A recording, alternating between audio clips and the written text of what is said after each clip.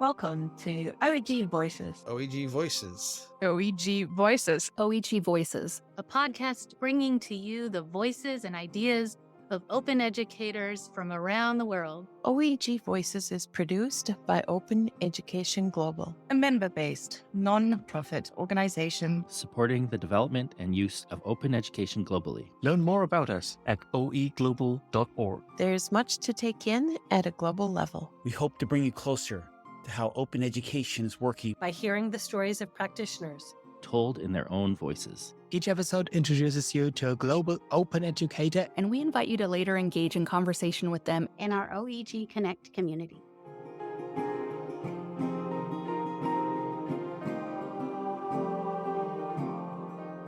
We are live here in the OEG Voices studio. We're here for another episode of this podcast that we produce here at Open Education Global. And we just aim to bring you in each episode the different people, personalities, and their ideas and projects they're working on from open educators around the world. And today we're making another trip to California, which we always like visiting. And I'm your host and podcast recorder, Alan Levine. Today we're going to hear a lot about some great projects behind CC ECHO. So the acronym being the California Consortium for Equitable Change in Hispanic Serving Institutions, Open Educational Resources. I love a good acronym. We heard a couple months ago from one of the early projects when we had Vera Kennedy and Rowena Bermeo sharing about the Ethnic Studies Primer. And today we're just going to hear about some more efforts going on, and we're really glad to have several people from the CC ECHO project. I want to thank my colleague, Una Daly, who organized today's conversation. I might just hand the mic over to you, Una, to set up the episode and then maybe introduce our guests. Okay, wonderful. Thanks, Alan. Yes, I think I organized this along with Kelsey Smith, who is the program director for CC ECHO.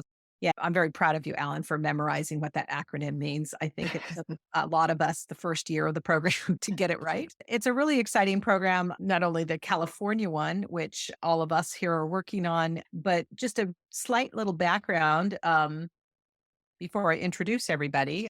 What is the Open Textbook Pilot Program? So it is a program run out of the U.S. Department of Education since 2018.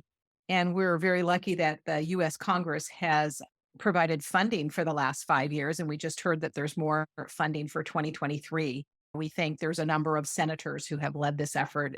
Dick Durbin is the leading one out of Illinois, but there's several other. And in all, $47 million has been provided for funding for institutions, higher education institutions that want to create open educational resources in order to remove barriers for students. I want to introduce Kelsey, who, as I mentioned, is and she runs this program, and I think she'll tell us about CC ECHO.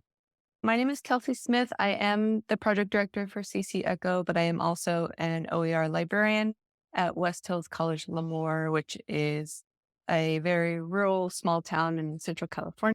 Would you like me to go into the project right now? Intro to the project? Sure, that'd be great. Okay.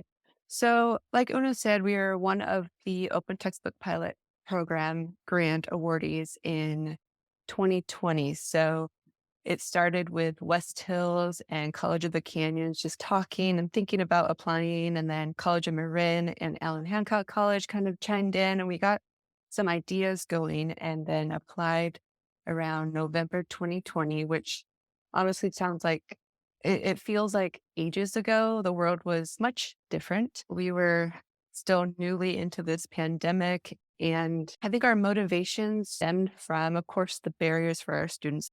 There were still significant gaps in a lot of high enrolled courses. And we wanted to put our energy there, but then also with the events of summer 2020 with racial reckoning and January 2021, it just really enforced what we were thinking of with diversity, equity, and inclusion, accessibility, and anti-racism. Our goals of the CC ECHO project is really to create 20 OERs for high enrolled courses where there is very little OER out there or no OER at all. And we would like all of our authors to include DEIA. That acronym is different all over the place, a framework. So all of that is integrated into their projects. All of the projects are peer reviewed where appropriate. And So that's really our goal. And of course, we will share everything, all our training materials, all of our projects out with everyone. So that's really our goal for CC Echo, how we got started. Also, this is a 3-year grant. So we got our funding at the beginning of 2021, and it'll be 20 OER projects in 3 years. Pretty exciting. And Kelsey, do you want me to introduce Brian or Susan, or would you like to do that? Oh, I could do that. Both Brian and Susan are faculty authors, are creators of OER for the CC Echo grant. And we can start with Susan. I think your project was done first, so let's go with you. Maybe introduce yourself and then talk a little bit about kind of your motivations for joining the project and your specific project that you worked on.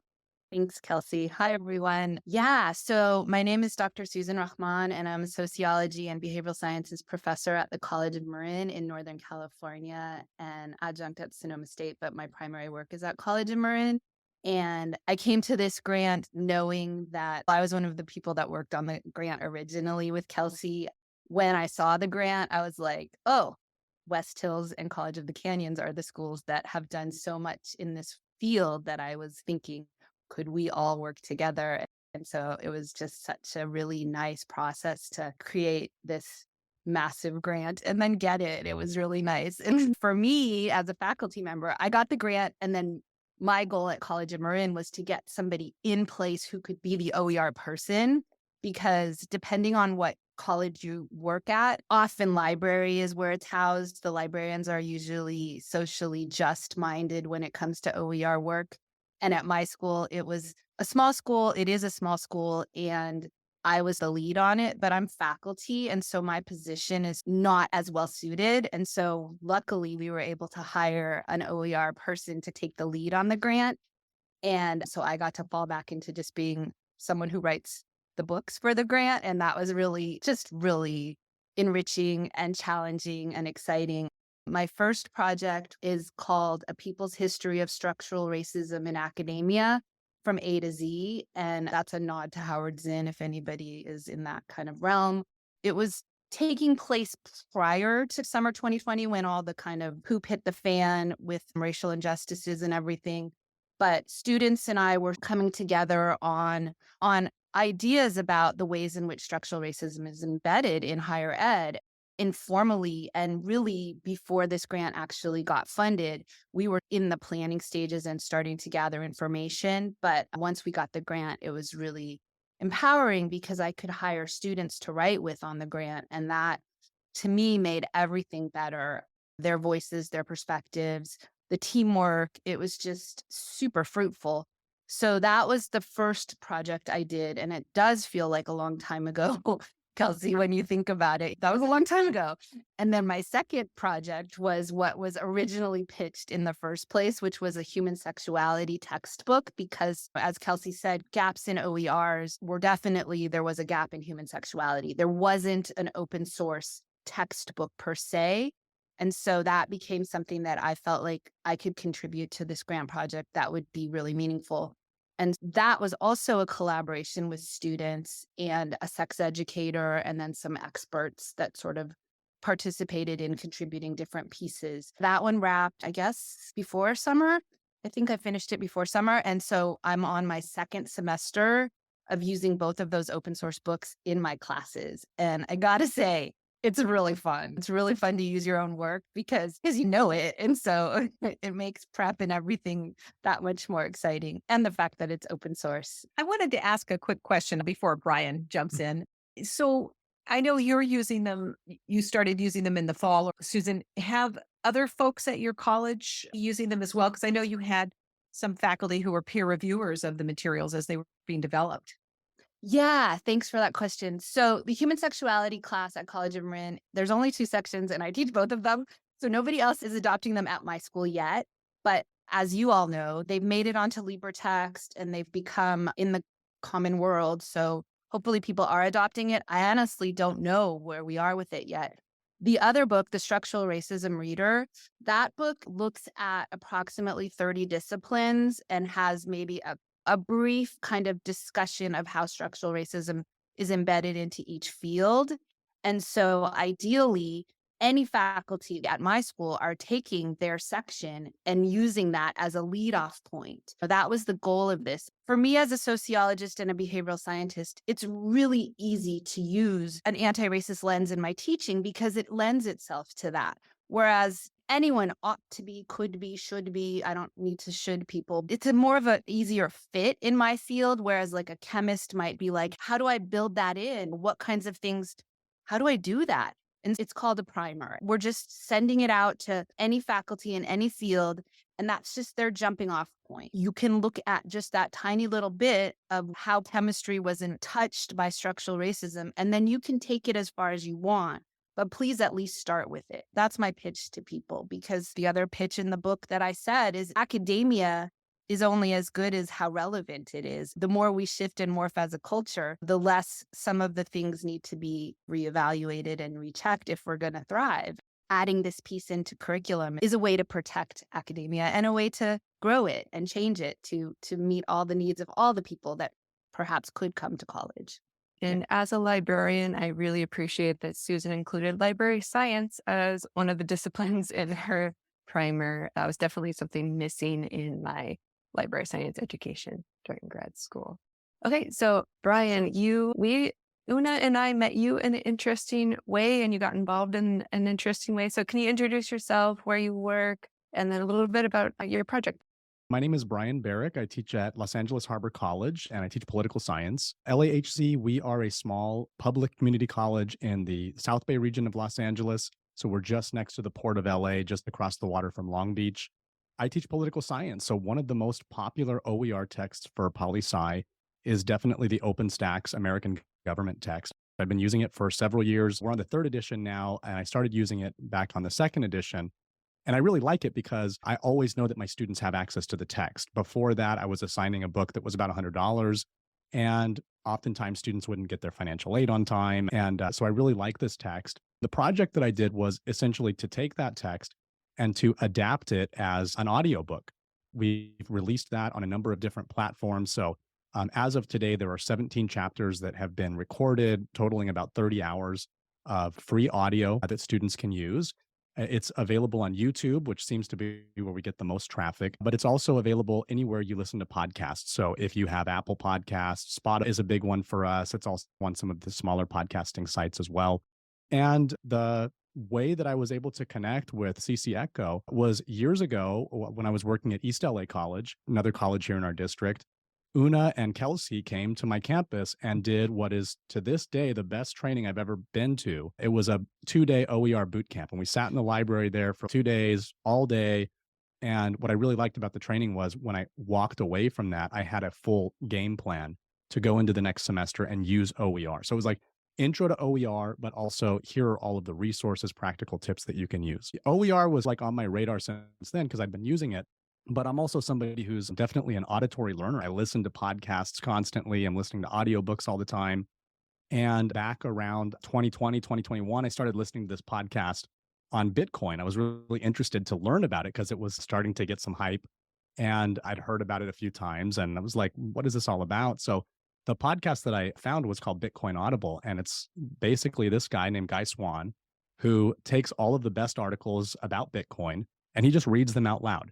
I learned so much from that. He touches on things like economics and political theory and computer science. I learned a tremendous amount just by listening to it. And so it gave me the idea of maybe there's something to being able to listen and learn. So that's why I really wanted to adapt this text. So I just started with a microphone that I bought for teaching online and started doing some proof of concept stuff and was telling people on my campus. And somebody said, you should really ask about funding. So I started reaching out to everybody I knew in my district and barking up all the trees, but not getting any answers. And one day I was sitting here thinking, I went to that training a couple years ago. Maybe I should reach out to Kelsey and Una. And long story short, we were able to reconnect. I was able to get funding for the project, which was incredible because I could buy some equipment to record. I worked with a student on my campus to help narrate, and now it's available.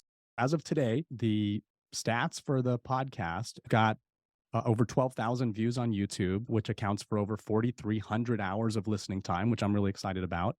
And in terms of our podcasts and the downloads, the streams, over 6,500 at this point and still growing. CC Echo also funded me to do a canvas shell for instructors as a way of making it easier for these materials to be utilized by other instructors as well. So we have a whole Canvas shell with embedded audio players and syllabus language and all the rest. And that's available in the Canvas Commons. So that's a little bit about my project, and happy to be here. Thank you for the invitation. Those are really impressive download statistics, Brian. Thanks for sharing that. Way ahead of us, Brian. I just want to say, do you have any Bitcoin on you, Brian? Yeah. I think it's worth knowing about. I don't think it's going away. It's good to be. And I know you have a computer science background. I listened to some of the podcast episodes. Yeah, maybe we could chat offline sometime. Yeah, we'll do that. I wanted to ask Kelsey, because looking at the list of subjects and you mentioned what you went through to find ones that needed treatment. How was it to develop this? Everything, we've heard a couple, but from sexuality to microbiology to my field, geology, was it difficult to come up with these subject area lists? Definitely. I think it was more difficult than we thought it was going to be. When we originally put in the proposal for the grant, the gaps were totally different, or the gaps in OER were totally different than they are now, as there's lots of OER initiatives and grants out there producing work, and things were ever evolving. The best way we could think to do that was a gap analysis between the 4 colleges in CC Echo. At the beginning of every year, we would ask the leads at each college which courses are your high enrolled and which ones are still aren't using OER. And then we would go from there, see if we can find interested faculty on our campuses. If not, reach out to other campuses. That's what we did. There has been some overlap, like we would start a project and then we'd find out another initiative has an OER textbook that just started as well. But I think the more the merrier. We just don't want to duplicate effort if we can avoid it. I think one thing that was really unique about Susan and Brian's projects is that you both use students, which isn't true of all of them. And I think you had different approaches and used different numbers of students. I wonder if you'd like to share a little bit about that. I think the idea behind using students was something that I always felt like important in terms of the ways in which OER is by the people for the people in some ways. It makes it more relevant for students to be involved. There's so many outcomes that come of them actually being contributors to the work rather than just passive takers of the knowledge. For me, it was really part of my teaching, but it also became a way in which students could branch out, get some really valuable experience in terms of being published authors at the community college level. It's not very typical that they get that access at such an early point in their career. So community college, obviously, for those of you that are in the community college world, students are coming and going at a pretty quick pace. I would start with a group and then they would leave. And so sometimes I would have things partially done and then have to train someone else taking it on. So that became a little bit juggly, but it was okay in the sense that made it even more diverse in voice. I had students who had graduated, transferred, moved on, and come back and said, I still want to help. And it was a pot of different kind of people at different stages in their academic careers. But yeah, working with students, I think, is the way to go because they know things I don't know. I'm thinking about Brian and all of his tech there, and I'm thinking like, if I didn't have a student helping me with my tech, I don't know what I would have done. So their knowledge was absolutely crucial in terms of making these things become current and relevant. Wonderful. I also worked with a student, but I only worked with one student on the project, a really great political science student named Sarah Aria, who's now studying over at Cal State Long Beach. She transferred from our school. And initially, I was not thinking about working with a student at all. I think that was actually Anna and Kelsey had made that recommendation as part of the project. When I was starting, I really was new back to this campus. I'd worked here before, but had been gone for a few years. In terms of finding a student, I asked counselors because oftentimes counselors are meeting with students for longer than just one semester and able to build that relationship over time. Somebody recommended a student and yeah, we started working together. And I think it really brought a lot to the project. One of the reasons for that is because our voices sound so different. If you're reading a textbook, especially college text, there are different parts. You have all of these visual cues as you're reading, right? So you have the main text, but you also have student learning outcomes, you have call out boxes, you have key terms. There's all of this other stuff that goes in there. And the way that we split it up was I read the main text, and then Sarah would read all of the student learning outcomes. She'd read the call out boxes. And we tried to make sure that students, because they couldn't have those visual cues, we're actually getting the auditory cues as well to just signal that, hey, this is a different part of the text. And I really was connecting with what Susan was saying a moment ago in terms of that being part of the teaching. I think that all of us who teach in higher ed, we see ourselves as, hopefully, if we're doing our job well, to be mentors to students who are coming up too, right? This can be one of those opportunities to help somebody build skills and have something that they can put on their resume and have just professional development. I think that was important to me. I'm really glad that this recommendation was made and really enjoyed working, Sarah. I will say that if you are going to be like creating OER and you're working with students, do budget in additional time, because it really did take more time to sit together and to record together. It took longer to edit. And I'm sure that there are probably a lot of similarities when you're writing a text together as well. You're probably spending more time when you're working with students than not. But altogether, it brought a lot to the project. I'm really glad that we were able to collaborate in that way. I'll ask Susan, but Brian too. I hear writing an open textbook. And so what does it look like? How does one go about if it's the first time? Or I'm looking at your A to Z structural racism. That's a lot to cover. That's a little bit different from taking your expertise in one area and fleshing it out. It goes in to making an open textbook as an author outside of the technical stuff. Gosh, so much. Yeah, that one came from complete scratch. In the OER world, there's a lot of already existing OER content that you can use and credit and edit to your liking. That one, I didn't use anything. It was we just birthed it. It took a lot. It took a lot of planning. I don't think we started and went from beginning to end necessarily. For some reason, thought I was like writing a paper, beginning to end, but that wasn't how it worked at all. We came up with a list of disciplines based on what community colleges usually offer. We made a list, and then our list changed, and then I wanted Z because I wanted it to be from A to Z, and so I had to add zoology, which was like just I had to have a Z, so that was why. And so we started putting together all the sections, and they would change and they would morph and they would get added to. I would have students being responsible for certain sections. And there was some oversight on my part in the sense that once they would write something, I would make sure that like they didn't miss a really important piece. I consulted with a lot of faculty on my college, and I just said, send me anything you think is important regarding your discipline and structural racism. When that happened, I definitely took their lead because I never imagined that I would know how structural racism, say, has affected geology. I do now. But so I think we did that. But then I also wanted the students to have their kind of why that journey was important to them. So the two main authors that spent the most time with me on the book got to discuss themselves in context and why the reader was important to them and talk a little bit about their backgrounds. We had just like a rough outline, and then we just started to fill it in. The introduction and the conclusion came after. Once I saw the middle, I read the middle 1,000 times, probably, maybe not 1,000, but a lot. And then I was like, okay, so how do I introduce it? How do I finish it? It was a lot. It took a lot, and yeah, it's a lot, but it was good. So glad we did it. I'm so glad we did it. But writing a book is like writing a book. It's hard. We hear your excitement. Maybe for Brian, like I think to talk about the average person might think, oh, audiobook, you just open the book and start reading. And I doubt that is what makes a good audiobook. So can you talk about, from your experience, what it takes to make a good audiobook?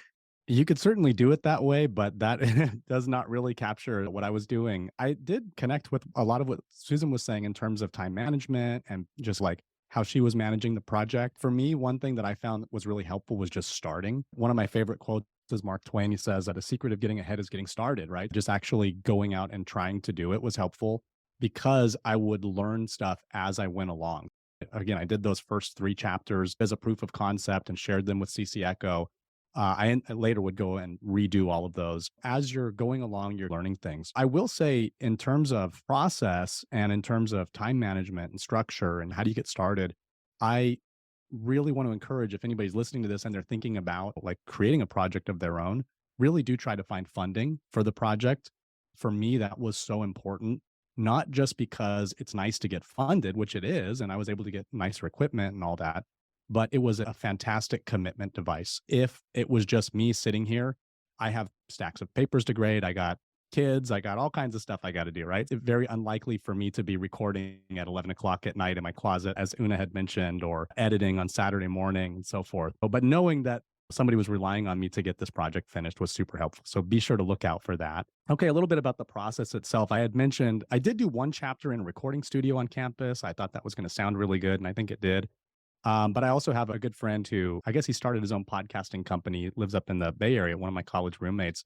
And so I was just chatting with him and he said, yeah, find a small space, maybe go into your closet, make sure there's lots of angles and clothes hanging. I set up a little makeshift recording studio, small space, not a lot of echoes in there. I would record, and sometimes I was recording in like 100 plus degree heat. You can't have the air conditioner on because that will pick up on the microphone. There's little tips and tricks you learn along the way. So you remove background noise. There's software that you can edit. If anybody is curious about the process, I have about a 30-minute video on my YouTube channel that I could share that kind of goes into detail on all of the equipment and the editing software, and just an open book on the approach. But it starts from selecting your equipment, selecting your host. In my case, I selected Anchor as a podcast host because it automatically links to Spotify, editing videos to post up on YouTube. I figure that from the time you hit record all the way until the chapter is over, you should budget probably about 4 times the length of whatever you're publishing. Most of my chapters are like maybe 2.5 hours. It would easily be 4 times that amount just in terms of the editing process, in terms of publishing, in terms of sharing it. Hopefully I hit on some of the key concepts there, but yeah, there's quite a lot that goes into it aside from just hitting record. But I will say, okay, there probably is actually value of just like picking up your phone and hitting the record button and recording into it and publishing it. That's really neat too, that we have the ability to do that. And I would imagine that could be useful as well. So, there's different strategies, I suppose. I was going to ask Brian about his students and what their reception was to, because I assume that you were also using the written open textbook, the digital one, but then having this extra resource. What was the reception from students? It's been good so far. I get the sense that a lot of my students are utilizing it. I had one student in particular last semester who I would guess was probably mid-30s, and she's returning to school. She's a parent. She works full time for the county. And she told me that she lives in her car. She's commuting so much for work. And she found that it was really helpful. So that's been really nice. I do like little feedback cards every week so my students can check in with me. And a lot of the comments have been very positive about being able to access and use the audiobook. One of the best things too is that I'm getting feedback from people I don't know who aren't my students, who don't live in LA. I had a student from, I think, Ohio who says, I work 12-hour shifts and I'll listen on the job and then I'll go home and read the chapter. I had another student who said that they have a learning disability and that they hate using the text-to-speech software that they have to use for most of their text because it sounds very robotic and just doesn't sound natural. So they reached out and said, thank you. I'm noticing just from the downloads and the streams, obviously it's a book about American government. So 99% of the people who are listening are here in the States, but there have been some streams internationally as well. And apparently a lot of listeners in Texas as well, because it seems like there's a lot of traffic from all over the country, which is really neat. So I love getting that feedback. One of the best things too, if you do end up doing an audio project like this or a video project, definitely post on YouTube. It just seems like there's a lot more engagement in terms of comments and feedback. So getting good feedback from the students and getting good feedback just from listeners who are finding it organically as well. And I shared Brian's audiobook with one of our political science adjuncts right after you finished. She was so excited because she has a blind student this semester. I haven't checked in to see how that student is doing with the resource, but I'm sure they're very appreciative that they don't have to use speech to text. Oh, that's great. I love to hear that. I was, Kelsey, like hearing about some of the different projects and the other ones I've come across. It's interesting because sometimes these projects, they say we're going with the platform, like everything is in Pressbooks or whatever. So it seems like this project has allowed the flexibility. The platform doesn't matter. Is that a deliberate decision? And does that have any impact on the potential reach for these OERs? Yeah, it was deliberate. We wanted to put as little stress on OER authors as possible. There's a lot going on, and it just seemed appropriate to let them use whatever they were already comfortable with. When they are complete with their project, whether it's in a Word document or online somewhere or a PDF, we will try to convert that to as many files as possible.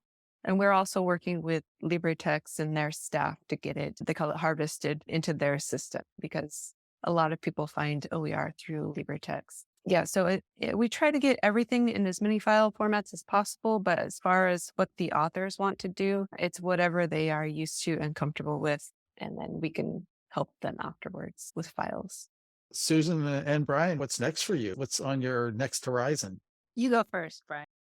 I was hoping you'd go first so I'd have some time to think about it. I don't know. To be honest, it felt really good to finish the project because I was putting in a lot of hours on it. And it did feel nice after it was finished to just have a little bit of space away. I just finished my first year full time of teaching. I had been an adjunct and I've worked in the district as a staff member for a long time, but I'm teaching a lot of classes and I'm teaching for the first time.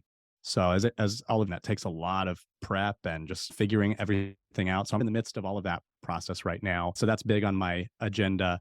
I have thought, again, since I've learned these techniques and strategies for publishing and recording, the idea of doing some sort of a podcast sounds really fun. So I was actually really excited when I got the invite to do this, just to see what that's like. But I haven't found a topic that I'm really ready to go full board with. The one thing that I thought about was as I was recording, the big Dobbs versus Jackson Women's Health Alliance ruling came down from the Supreme Court.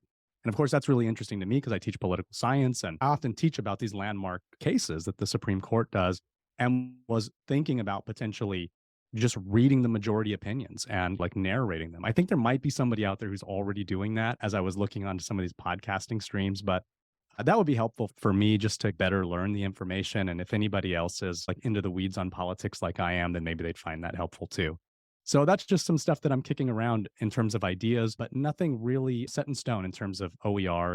I completely agree with once it was done, it was like a great weight lifted off your back. I was doing it on sabbatical. And since then I've gone back to full-time teaching and I teach 6 classes. And so I'm really busy with that. But one of the things we're going to do is we are going to make an audiobook out of both books. And so hopefully my tech person can talk to you and maybe get you guys connected there. And I think for me, taking a break from this was a good idea, but I'm always on the lookout for more grant funding. And I think I'm going to do a gender book. I think that's the next one.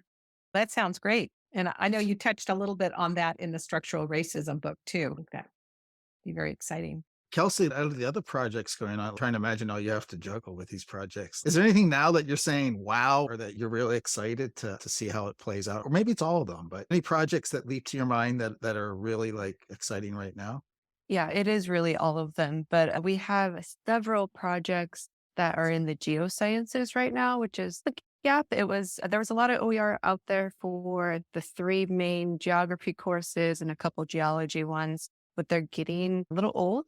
And I know a lot of colleges, at least California community colleges, want your textbook to be within 5 years, so fairly new. One of them that we've been missing, and it's exciting for California people, is California geology. I believe it is, not geography.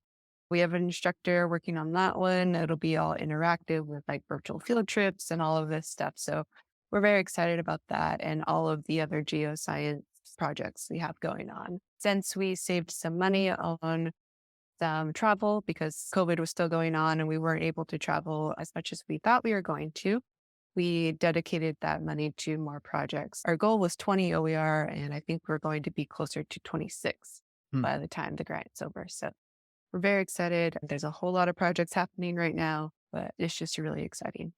See, you have someone working on a critical thinking English textbook from a Latinx perspective, which seems very well aligned with ECHO. Do you want to share a little bit about that one? We had a faculty member from Allen Hancock College complete that last year. It was a full ZTC, so zero textbook cost course in Canvas. And so we're doing some accessibility edits on that before we get it published, just some little fixes here and there. But her students, from what I heard, really loved that course. It's the English course in the California system. There is one that's more of a critical thinking, logic, intro to argument type thing. And she did a Latinx twist on it. So a lot of her readings had to do with the Latinx and their culture and what was going on in the news at the time. And so, yeah, we'll be excited to share that one as soon as we make sure it's accessible to everybody.